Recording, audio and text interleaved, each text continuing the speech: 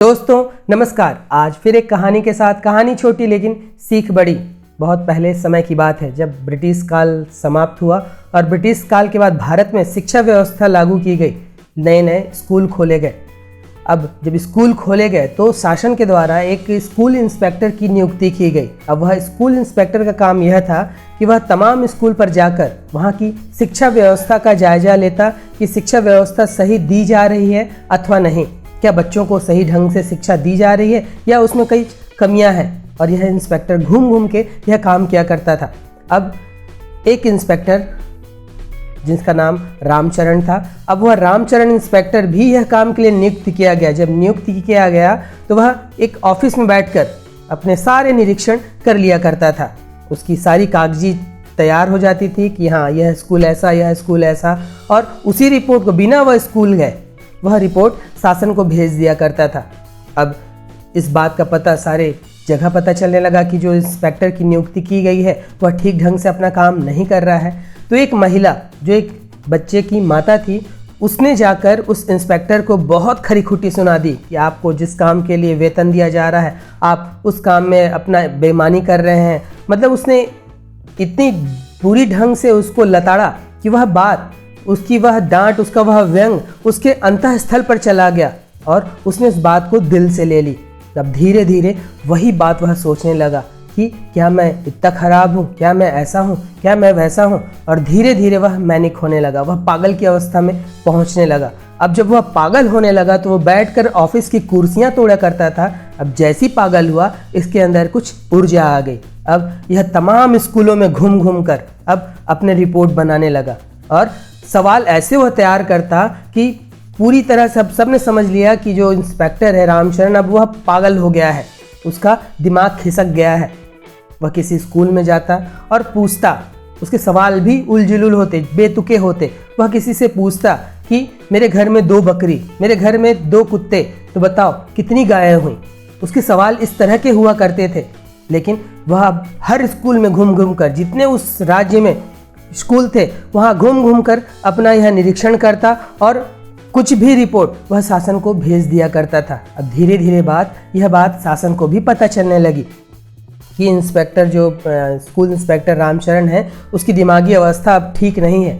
लेकिन शासकीय काम आप जानते ही हैं कि 2 मिनट के काम को 2 साल हो सकता है। वह रिटायरमेंट तक उस तक आदेश आए कि आपको इस काम से बेदखल किया जा रहा है, तब वह शासन जब तक आदेश आता तब तक इसका काम भी जारी था। अब यह किसी स्कूल में जाता, कुछ भी उटपटांग प्रश्न पूछता और एक प्रश्न बोलता कि जब तक मेरे सवाल का जवाब नहीं दोगे मैं इस स्कूल का रिपोर्ट अच्छे से नहीं बताऊंगा और मैं 1-2 बच्चे ही चुनूंगा। चावल की 1-2 दाने से ही पता चल जाता है कि चावल पका है या नहीं पका है। तो तुम्हारी स्कूल में कैसी शिक्षा व्यवस्था है वह 1-2 बच्चों से ही पता चल जाएगी। और उसके प्रश्नों के जवाब फिर कौन देने वाला था, क्योंकि वह प्रश्न भी बेतुके थे, जिसका कोई तुक नहीं था, कि जिसका कोई लॉजिक नहीं था। अब ऐसे ही वह एक स्कूल में गया। अब उस स्कूल में जब वह गया और वहाँ पर सारे लोग थे, स्कूल का जो स्टाफ था वो बहुत परेशान था कि पता नहीं है इंस्पेक्टर अब यहाँ आ गया है, यह क्या रिपोर्ट भेज दिया। आज तक तो इसने किसी स्कूल की सही रिपोर्ट भेजी नहीं है। तब वहाँ पर सारे बच्चों को यह कह दिया गया कि कोई कुछ जवाब नहीं देगा उसके सवालों का, हो सकता है वह उससे गुस्सा आ जाए और गलत रिपोर्ट भेज दे। तब सारे बच्चे वहाँ खड़े थे। अब यह आता है इंस्पेक्टर, स्कूल इंस्पेक्टर, और अपने सवाल करता है। अब सवाल भी उसके फिर तो वैसी तरह से बेतुके रहते हैं। वह कहता है कि दिल्ली से एक एरोप्लेन यात्रा को निकली, 200 किलोमीटर प्रति घंटे के स्पीड से वह कलकत्ता की ओर निकली, तो बताओ मेरी उम्र कितनी। तुम में से कोई भी जवाब दे देता है तब तक मैं उससे सवाल पूछता रहूँगा। अब सवाल बेतुका सुनकर स्कूल का फिर स्टाफ बहुत परेशान, लेकिन वहाँ पर एक बच्चा था जिसने हाथ खड़ा कर दिया। अब यह देखकर जो इंस्पेक्टर है वह खुश हो जाता है कि अरे पहली बार ऐसा हो रहा है। मैंने इतने स्कूल का निरीक्षण किया, कोई बच्चा, किसी ने आज तक मेरे सवालों का जवाब देने की हिम्मत नहीं जुटाई। अब यहाँ कम से कम लगता है यहाँ स्कूल की शिक्षा अच्छी दी जा रही है, यह बच्चा जरूर मेरे सवाल का जवाब दे देगा।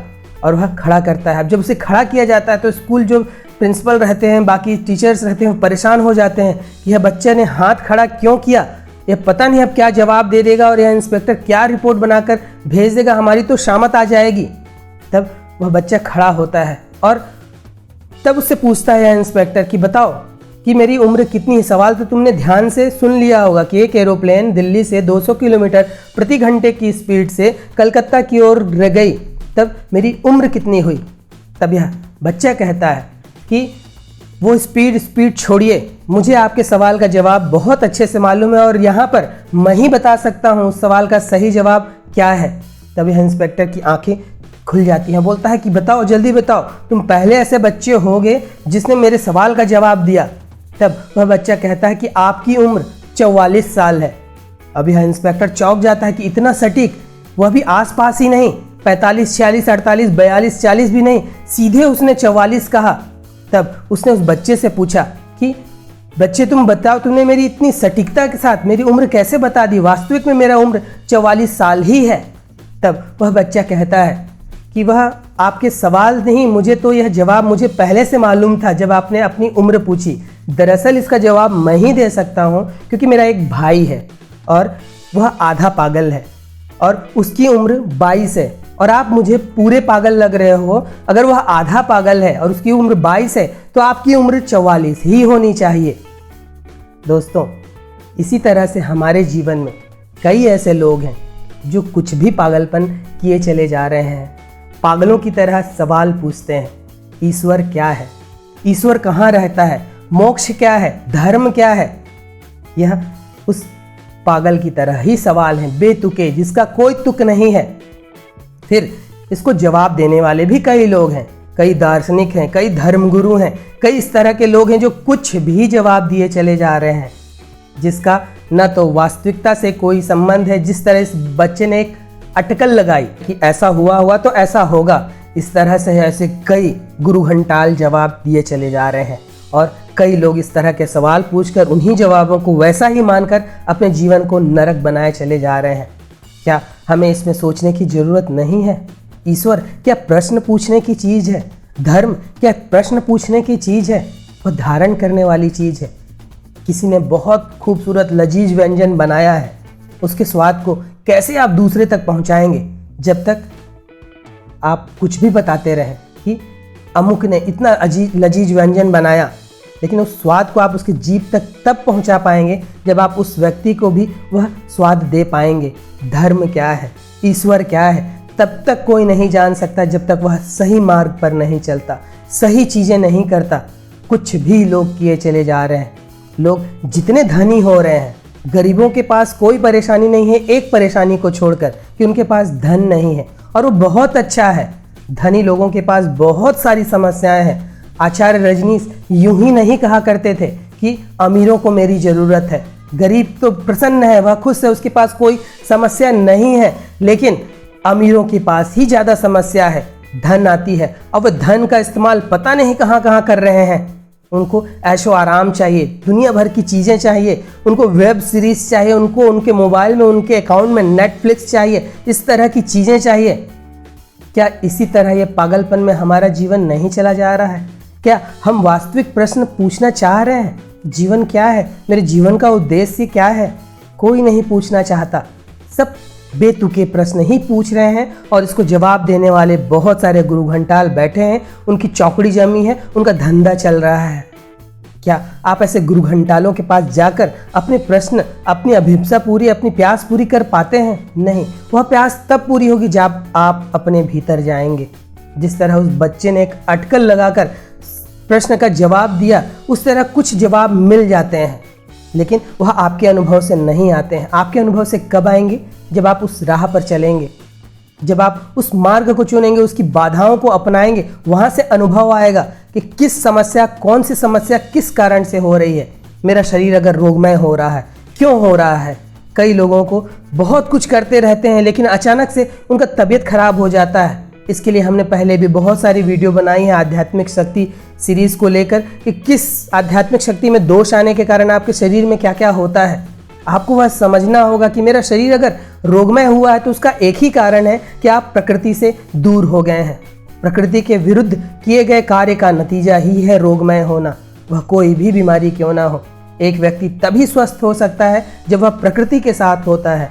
वह प्रकृति सुबह उठने से लेकर रात सोने तक का सब कुछ समावेश किए होती है। फिर लोगों का प्रश्न देखिए, कौन से आसन से कौन सी बीमारी ठीक हो जाएगी?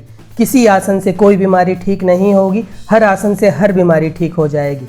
बीमारी टिकी है आपकी प्रकृति से दूर जाने से। आसन मदद करता है आपके शरीर को मजबूत बनाने का, आपको प्रकृति के करीब ले जाने का। ध्यान, प्रेम, भक्ति, यह सब आप एक उपकरण है आपको प्रकृति के निकट ले जाने का। लेकिन इस बात को कोई नहीं समझ रहा है। कौन सा आसन किस बीमारी में बहुत फायदेमंद है, कौन सी ध्यान विधि सबसे अच्छी है, किस ईश्वर की पूजा करें, किसका ईश्वर सर्वश्रेष्ठ है। ईश्वर महसूस करने की चीज़ है, वह आपके भीतर है, वह कण कण में, हर एक ऊर्जा में है। जो भी बुरी ऊर्जा है वह शैतान है, जो अच्छी ऊर्जा है वह ईश्वर है। और इस तरह के तमाम प्रश्न लेकर हम घूमते रहते हैं। जवाब देने वाले ऐसे गुरु घंटाल भी बैठे हैं। आपका जीवन है, चुनाव आपका है। कैसे अपने शरीर को रखना है, कैसे अपने मस्तिष्क को रखना है, कैसे अपने जीवन को किस राह पर ले जाना है। वरना प्रश्न पूछते रहिए, प्रश्नों के जवाब मिलेंगे नहीं मिलेंगे, अटकल लग जाएगी, कहीं कुछ मामला फिट हो जाएगा, कुछ विधि आपको जम जाएगी। करते रहिए, अपने जीवन के साथ खिलवाड़ करते रहिए। लेकिन अगर आप में थोड़ी सी समझ है तब आप अपने भीतर जाइए, सद्गुरु की मदद लीजिए। वह आपको राह दिखाएगा कि क्या सही हो रहा है, क्या गलत हो रहा है, और उसकी बातों को सही ढंग से सुनिए, बिना पक्षपात किए, अपने आप को मिटाकर।